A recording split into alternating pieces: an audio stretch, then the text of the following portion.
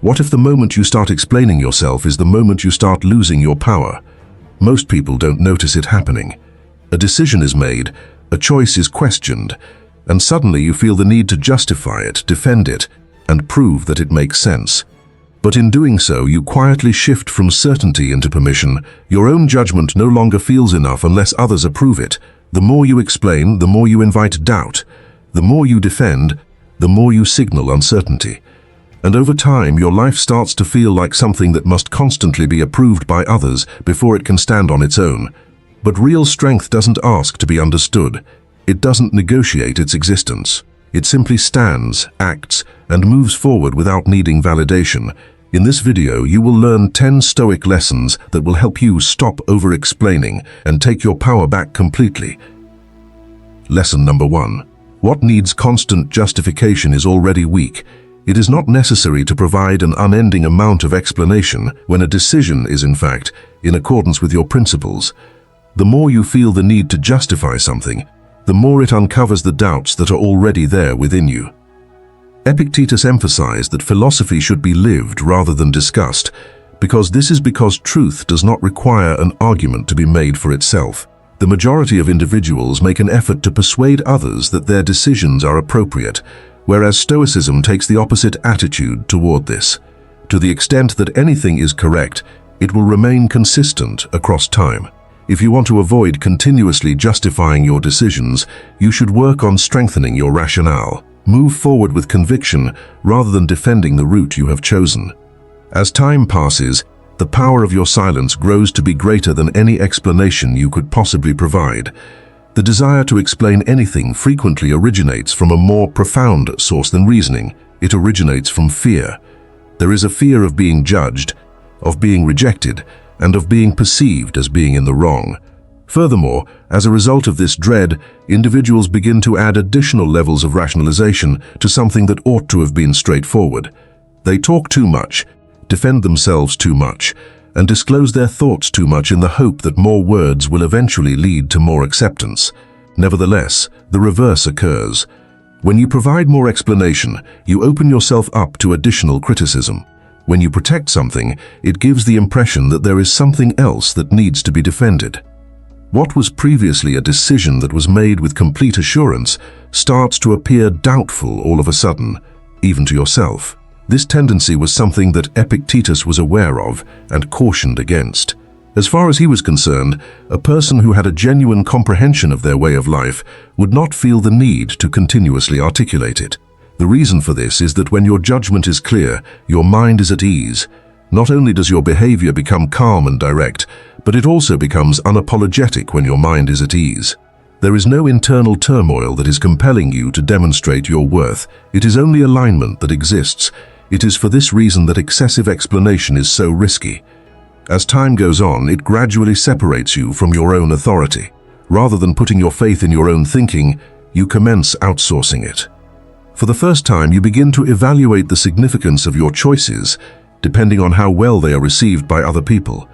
And by doing so, you are giving up the exact thing that gives your judgments the strength they have in the first place: your independence. It was important for Marcus Aurelius to remind himself to maintain his consistency in his judgments, regardless of how other people responded. He was aware of the fact that each time you begin to bend your logic in order to conform to the expectations of other people, you are no longer acting from the truth. Rather, you are acting from pressure. Moreover, pressure always makes clarity less clear. There is yet another cost that must be concealed. If you justify yourself without a good reason, you are teaching other people to anticipate that you will do so. By conditioning people to feel that your decisions are up for discussion, that your limits need to be approved, and that your direction can be questioned and negotiated, you are able to influence their behavior. And once that habit has been established, it is much more difficult to break it. People will continue to inquire, continue to push, and continue to demand explanations. This is not because they require them, but rather because you have educated them to anticipate receiving them. Stoicism eliminates this trend from its foundation. Your ability to halt and ask a straightforward question, such as, "Is this decision in line with my values, my reason, and my purpose?" is learned via this experience. Should the response be affirmative, then that is sufficient. There is no need for unnecessary words. No prolonged defense is required at this time. The only affirmation you may require is the clarity that resides within you.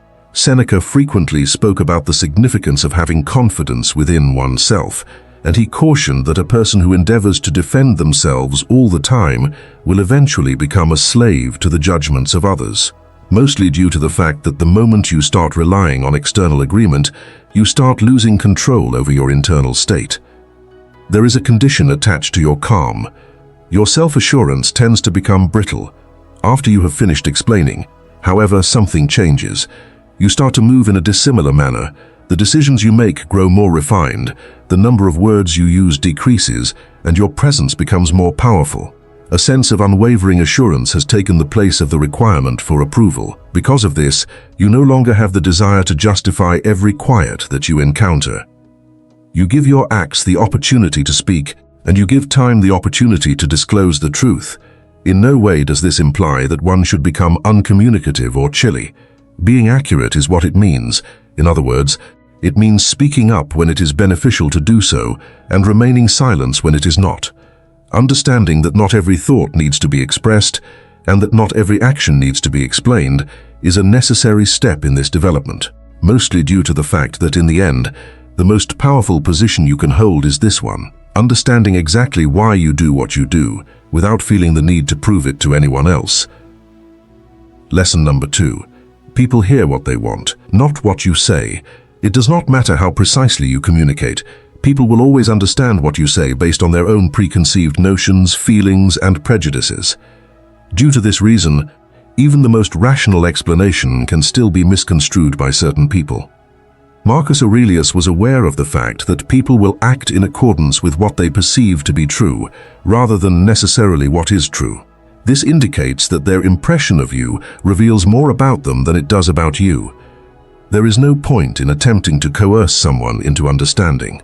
No amount of explanation will change the fact that someone is determined to misunderstand you when they have made that decision.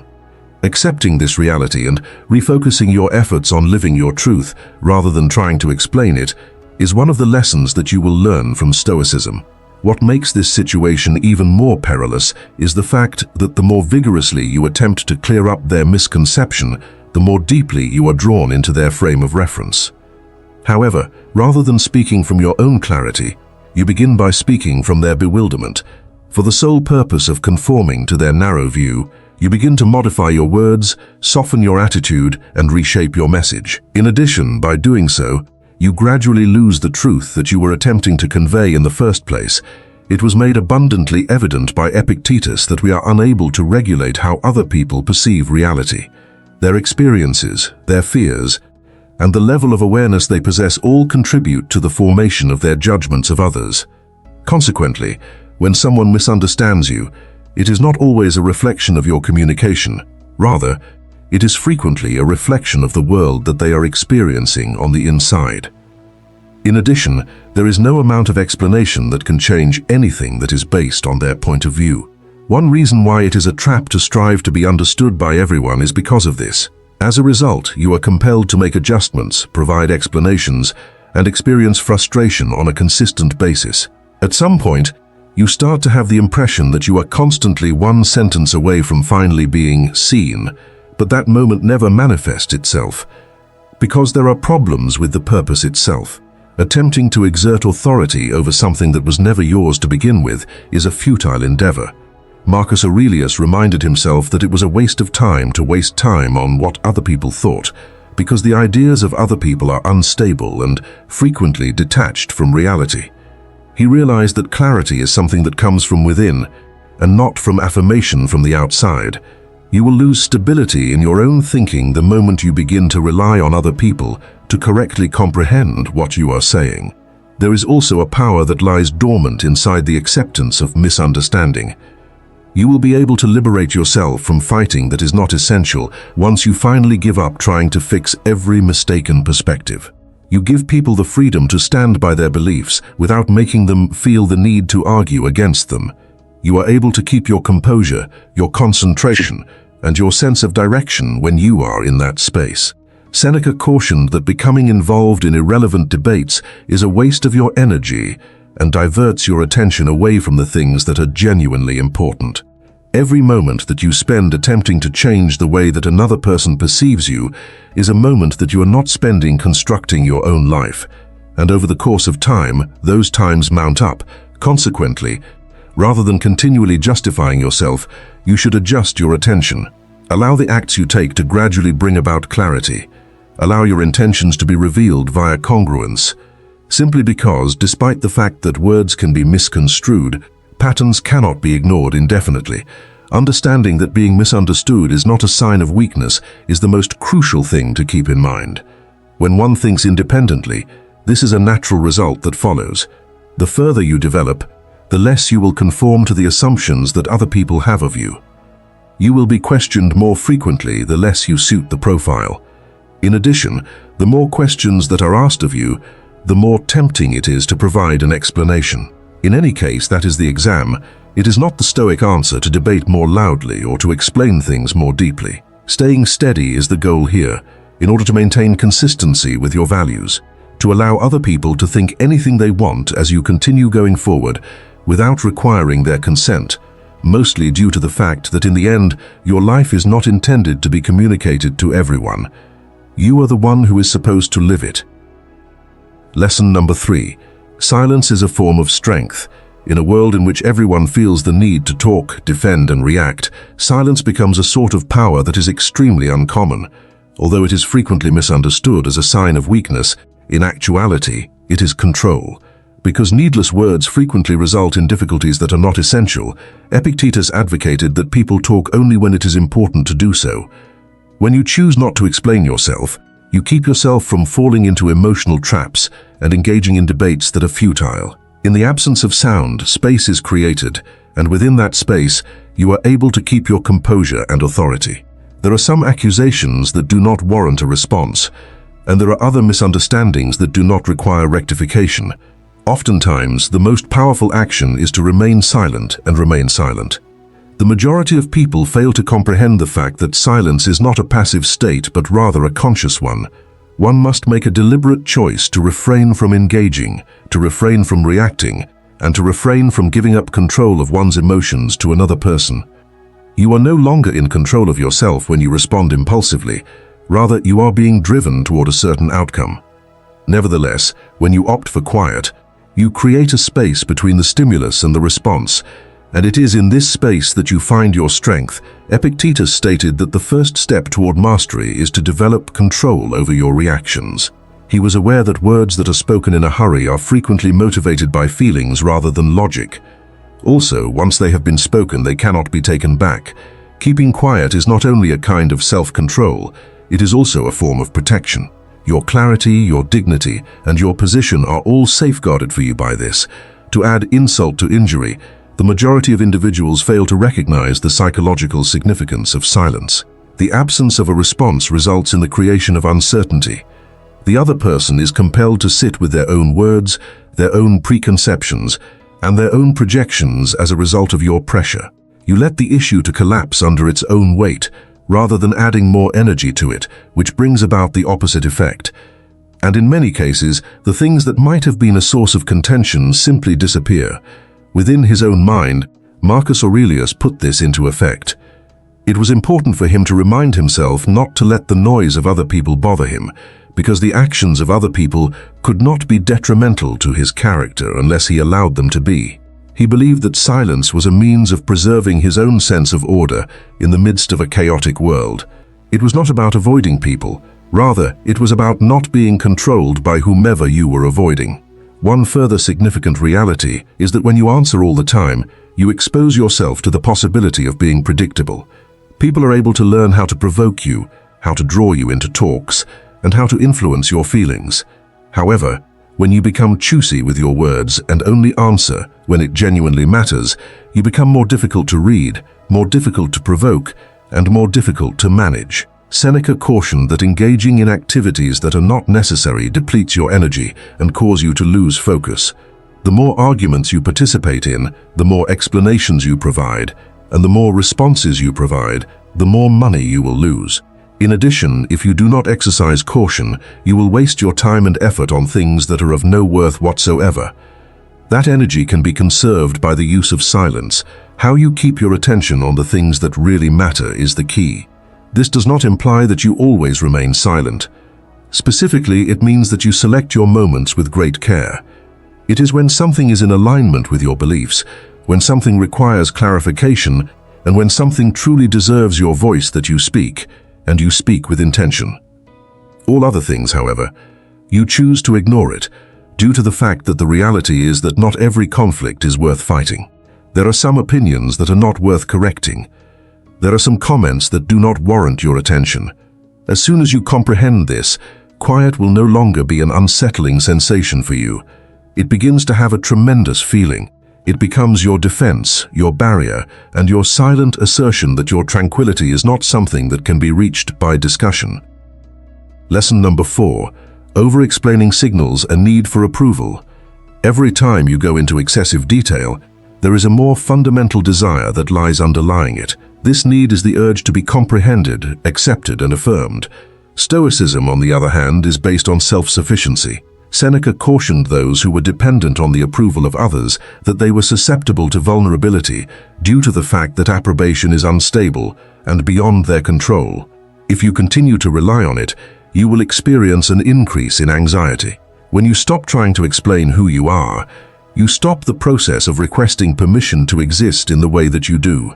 You begin to function from your own internal authority, rather than seeking approval from others, and this transition helps you regain a sense of control over your life. The fact that this need frequently takes the form of kindness or clarity is what makes it so difficult to identify.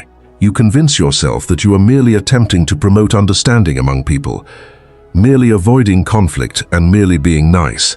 On the other hand, beneath that surface, there is frequently a repressed fear that is driving your words.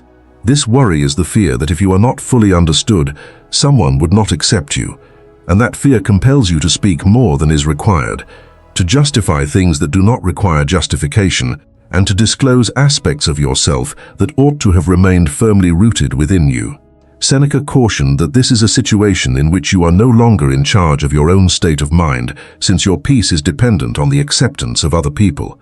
Due to the fact that approval is not guaranteed, an instant later, it is taken away from the person who gave it to them.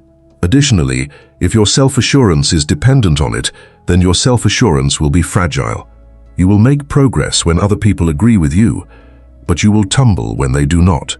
There is a constant inner tension that arises as a result of this, which is the urge to explain more, to prove more, and to continuously secure that approval. In this way, excessive explanation might create a vicious cycle. Providing explanations is a means of gaining acceptance, but the more you explain, the more you demonstrate that you require approval. Furthermore, the more you call attention to that requirement, the more others will feel the authority to question, criticize, or even refuse to validate you. You unknowingly put yourself in a position where your sense of worth is based on how other people react to you, and you do this without even recognizing it. This was forcefully opposed by Epictetus, who taught that your value is derived from your own judgments and not from the opinions of others within your society. He underlined that once you begin to look for validation from sources other than yourself, you lose the ability to stand solidly within your own thinking. When something like this occurs, even the smallest dispute has the potential to shatter your confidence. The Stoic way is able to disrupt this loop by creating an internal source of validation for the individual. As an alternative to asking, "Do they understand me?" you start by asking, "Am I aligned with my principles?" Because of just one alteration, everything is different. For the reason that your choices are no longer contingent on how they are perceived at this point in time. Their foundation lies in determining whether or not they are correct in accordance with your own reason. Over and over again, Marcus Aurelius put this into practice. He reminded himself that it is preferable to stay loyal to one's own nature rather than to seek the acceptance of other people. Mostly due to the fact that once you compromise your ideals in order to gain acceptance, you find yourself losing both your integrity and your ability to ensure that others will approve of you. At the beginning of the process of letting go of excessive explanation, you will become aware of something that is unsettling. It is possible that there will be periods of silence in which you would ordinarily fill the space with moments of rationalization. A number of circumstances will arise in which individuals anticipate receiving an explanation, but you opt not to provide one.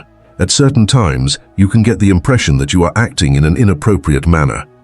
In point of fact, however, you are changing a pattern of behavior that has kept you dependent. Furthermore, as time passes, that discomfort evolves into a source of power. You begin to experience a calm confidence that does not require you to give a verbal expression. While you are making decisions, you do not practice how you will explain them to others. You are able to take action without having to defend each step. In addition, you gradually come to the realization that your sense of self is no longer dependent on how other people react to you. At that same moment, your power will be restored. The reason for this is that when you stop looking for acceptance, you become rooted in something that is significantly more stable: your own perspective, your own principles, and your own authority. Lesson number 5. Your actions speak louder than any explanation. Whilst it is possible to argue, question, and misunderstand words, it is impossible to disregard consistent behavior for an indefinite period of time. It was Marcus Aurelius who suggested that rather than arguing about it, one should concentrate on being a decent person. Demonstration is more important than explanation in the Stoic philosophy. People will eventually grasp who you are, not because you described yourself, but because your actions made it evident. This will happen when your behavior constantly reflects your values. They will understand you because of your acts. You should not defend your objectives. Rather, you should allow your results to expose them. In the course of time, reality will become your most compelling argument.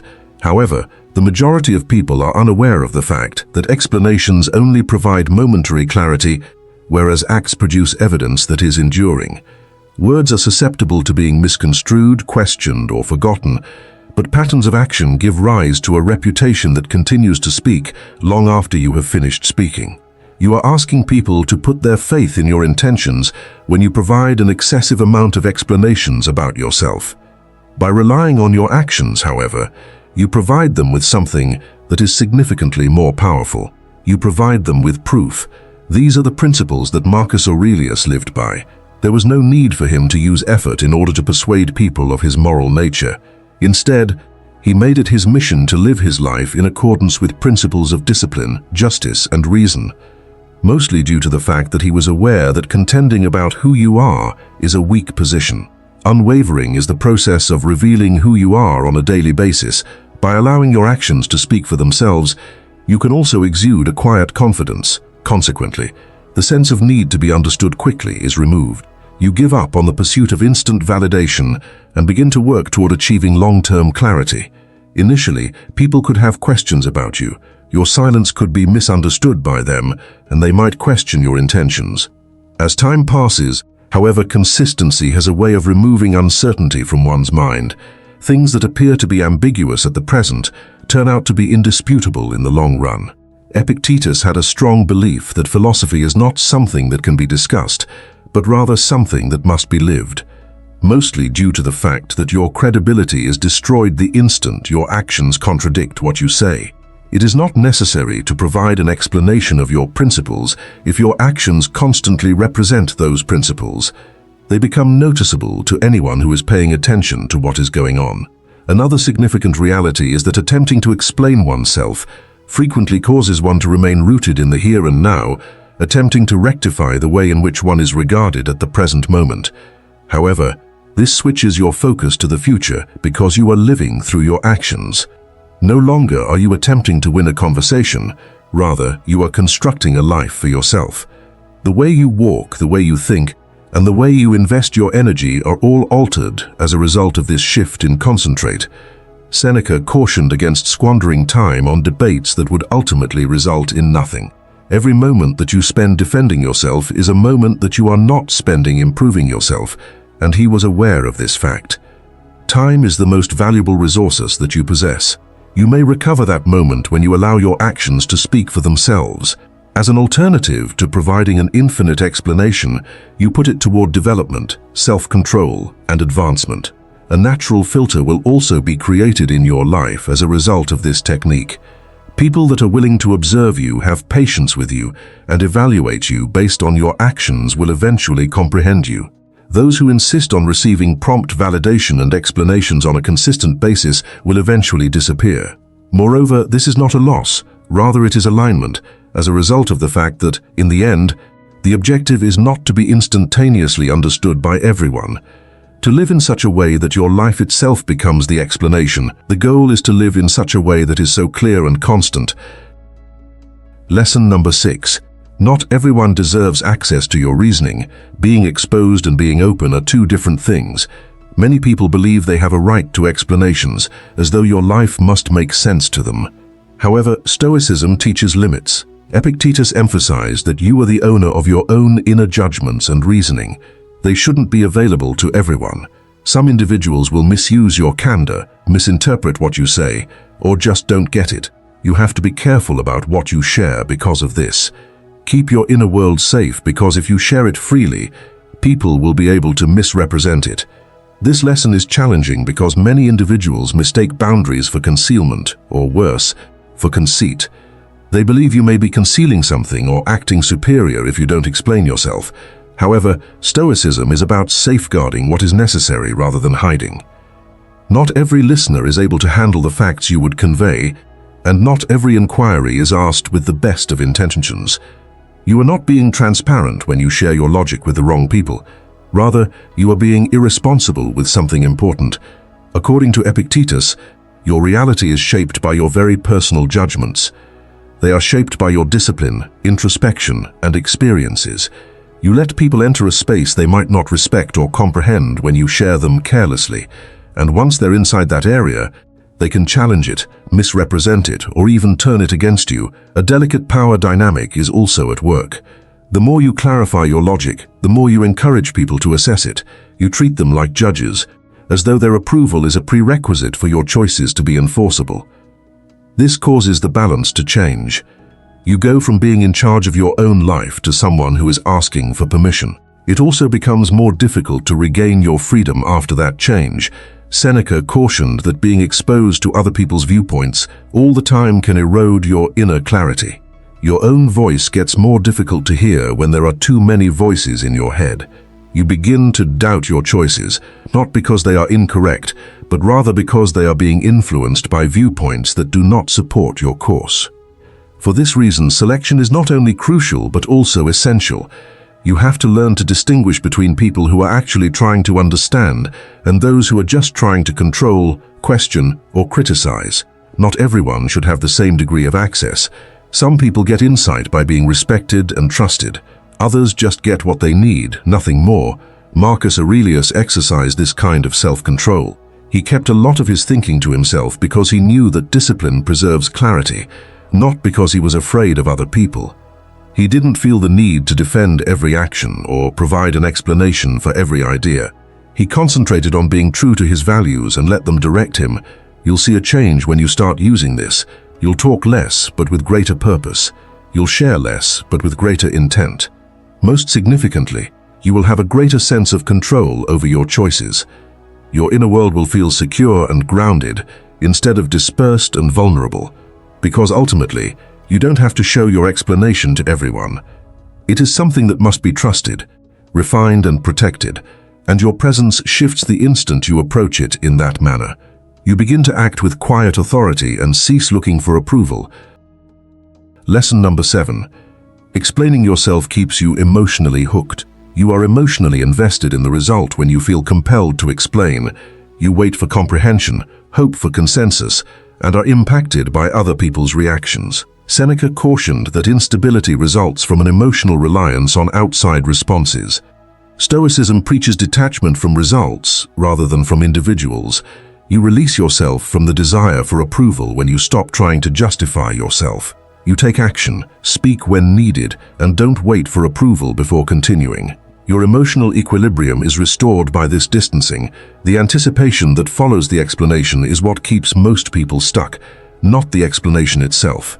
You start waiting as soon as you explain, awaiting confirmation, consent, or an indication that you've been understood. Your emotional state becomes linked to an uncontrollable situation throughout that waiting period. You feel relieved if they react favorably. You experience stress, annoyance, and even self-doubt if they don't. This is how an emotional dependence develops from a straightforward explanation. Seneca cautioned that you lose internal stability when your tranquility is dependent on other people's responses, because it's impossible to predict how other people will react. They are influenced by situations, prejudices, and feelings that are unrelated to you. However, you respond as though their reaction determines your reality when you are emotionally engrossed. For this reason, overanalyzing frequently results in overthinking. Your mind keeps repeating the talk after it's over. You examine their words, tone, and facial expressions. You question whether you said enough or too much. You begin formulating fresh justifications in your mind, getting ready for a dialogue that might never take place. You are still emotionally invested in a result that is already beyond your control, even though you are unaware of it. True freedom, according to Epictetus, comes from concentrating exclusively on what you can manage. You have control over what you do. You have control over your intentions. However, other people's reactions are not. The desire to explain starts to fade as soon as you come to terms with this, because you don't think you need to control their response anymore. In the Stoic view, detachment does not equate to apathy. It does not imply that you no longer value interpersonal relationships or communication. It indicates that you are concerned without becoming reliant. You express yourself clearly, you speak when it's essential, and then you let go of the result. You don't pursue a reaction and don't let it interfere with your inner state. Marcus Aurelius consistently engaged in this type of mental discipline. He reminded himself that it was his duty to behave honorably and sensibly, not to dictate how other people responded to him. He let go after finishing his portion. That was his way of being free. Your emotional energy will change as you start to distance yourself from results. Talking will feel more relaxed. Long after they are over, you won't be able to carry them with you. You'll talk clearly without putting any pressure on yourself. Most significantly, you won't feel the need to change how other people see you, because you become solid once you are emotionally detached. Reactions no longer pull you up and down, and you are no longer caught in cycles of justification and affirmation. You take action, let go, and proceed. Your power remains with you, where it belongs, during that movement. Lesson number 8. Misunderstanding is inevitable. Some individuals will misinterpret you regardless of how well you communicate. This is a natural element of human nature, not a sign of failure. Marcus Aurelius understood that humans have limited comprehension and that it is unreasonable to expect everyone to have absolute clarity. Once you come to terms with this, you cease attempting to clear up misunderstandings by providing endless explanations. Rather, you let people think what they want and concentrate on leading an honest life. Your truth is not defined by their perception. The knowledge that miscommunication is not an exception, but rather the normal state of human contact enhances this fact. Every individual you encounter has their own background, emotional filters, and mental models. Your words are therefore not received in their purest form when they go through them. You cannot view or control the layers that modify, filter, and interpret them. This implies that even your best intentions may be misinterpreted by someone else. Marcus Aurelius recognized that human perspective is limited. He told himself that people make decisions based on their own logic, even if that logic is faulty. He did not anticipate widespread understanding because of this. Knowing that clarity of goal is more important than clarity of receipt, he instead grounded himself on his own judgment. Something profound occurs when you genuinely acknowledge that miscommunication is unavoidable. You cease personalizing it. You no longer perceive it as a communication breakdown or a danger to your integrity. Rather, you start to perceive it as an inherent mental distance. Your need to over-explain starts to fade throughout that time. According to Epictetus, human pain frequently results from erroneous assumptions about what other people ought to comprehend or how they ought to act. However, those expectations are not met by reality. Depending on how they are feeling at the time, people will perceive you in different ways. Furthermore, attempting to manage every one of those interpretations is not just draining, but also unachievable. Here's where Stoicism helps you refocus. You go back to controlling your persona rather than attempting to control perception. You make a commitment to your behavior rather than worrying about how others see you, because you own your integrity. However, you do not own the understanding of others. This acceptance also brings about a subtle release.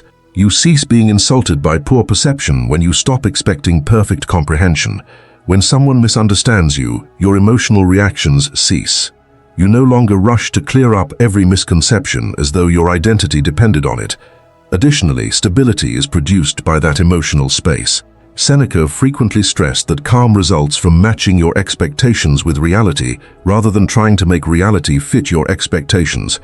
Furthermore, miscommunication is a part of reality by definition. Misinterpretation is part of it. It involves occasionally being perceived inaccurately. However, none of that can define you when you are rooted in your values. People may misinterpret your intentions, your decisions, or your silence, but they are powerless to change the reality of who you are doing in accordance with. That is still unaltered. Therefore, you make room for it rather than straining yourself in an attempt to bridge every comprehension gap. You act consistently, you communicate plainly, and then you allow perception to develop naturally. In the end, your truth just needs to be consistent. It doesn't need to be accepted by everyone. Lesson number 9. Power comes from inner certainty. You will feel the urge to explain more if you are unsure. You will need to say less as you gain confidence. According to Epictetus, managing your inner world is the source of strength. You stop looking for approval when you have clear ideals and make well-reasoned decisions. Inner assurance is calm, steady, and unwavering. It just exists. It doesn't defend or dispute. At this point, your presence conveys more than words ever could. Noise is what most people mistake for confidence because they are still bargaining with skepticism on the inside. They talk more, defend themselves more, and provide more explanations. However, true strength is the reverse. It is quieter rather than louder. It is already convinced, so it doesn't need to persuade. Since there is nothing left to prove, inner certainty eliminates the necessity for performance. The foundation of Epictetus's entire philosophy is the notion that freedom arises when one's decisions are independent of approbation from others. Every time someone argues with you, your decisions cease to waver when you are aware of what is and is not under your control. You begin responding with clarity instead of reacting out of insecurity. Your assurance is something you embrace rather than something you exhibit. It manifests itself in how little you feel compelled to defend your decisions. It is evident in your responses' composure, your tone's consistency, and your explanations' lack of haste. Since you are already rooted in your own understanding, you are no longer attempting to be understood right away. This kind of inner stability characterized Marcus Aurelius's life. As a king who was continuously subjected to criticism, pressure, and opinions, he developed the ability to control his emotions. He told himself that his job was to act justly, not to win over everyone. He had a quiet authority that was independent of persuade or justification. Because of this clarity, every argument feels dangerous when there is a lack of inner certainty. You rush to defend your objectives, correct views, and explain yourself. However, disagreement turns into meaningless noise when inner assurance is established. It doesn't disturb your foundation because it is based on your own logic rather than the opinions of others. According to Seneca, this stability, the capacity to remain unaffected by outside opinion, is the pinnacle of tranquility. He realized that your sense of self gets more brittle the more you depend on approval from others. However, nothing outside of you can readily undermine your confidence when it is deeply ingrained. People who have a strong sense of inner assurance tend to communicate less because of this. They don't feel the need to prove what they already know, not because they have nothing to say. Their quiet is a sign of clarity rather than perplexity. Their composure is certainty rather than hesitation, and this presence gradually becomes apparent. Instead of using arguments to persuade people, you should start using consistency. You start gaining respect instead of pursuing knowledge.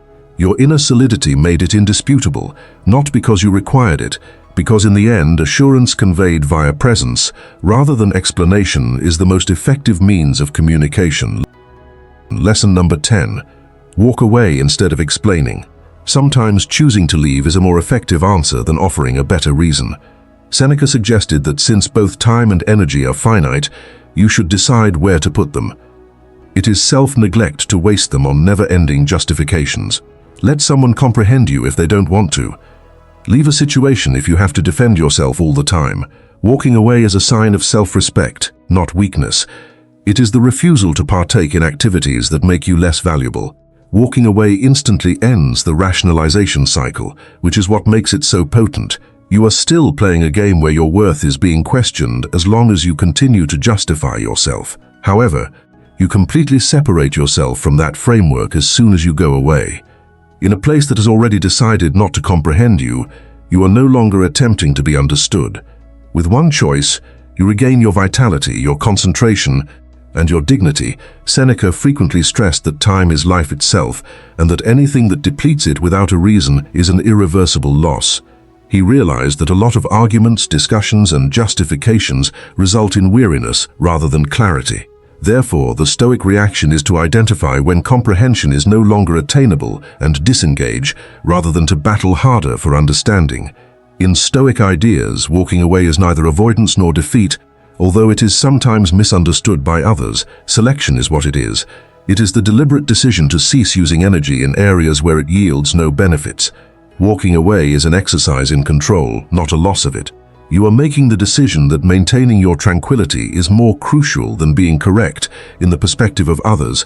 According to Epictetus, you can find freedom by concentrating exclusively on what you can control. You have no influence over whether someone accepts your logic, understands you, or agrees with you. However, you have the power to decide whether or not you continue to live in a setting that constantly requires needless explanation, and you get power from that control. Walking away rather than providing an explanation also causes a psychological adjustment. You are breaking a habit of seeking resolution, which may make it uncomfortable at first. But eventually, you start to feel lighter. Long after a conversation is over, you cease carrying it on. You quit mentally reliving situations in an attempt to come up with better phrases. You give up trying to find closure from those who have never offered it. Marcus Aurelius frequently reminded himself that internal stability shouldn't be upset by outside circumstances. That idea also holds true in this situation. You safeguard your internal order when you leave situations that need constant explanation. You won't allow misunderstanding from the outside world to control how you feel, and something significant starts to shift in how other people see you. Whether they realize it or not, people begin to realize that your presence cannot be depleted by constant interrogation. Your limits become apparent. Your time is valued. Additionally, your remarks are more powerful since they are no longer tainted by continual defense. Making a point is not the goal of walking away. It's about saving your energy for the things that really count, like your life, your progress, and your direction. It is the ultimate manifestation of Stoic clarity. You can maintain self-control without having to defend yourself, because what you are willing to leave behind without saying anything is ultimately the strongest statement you can make.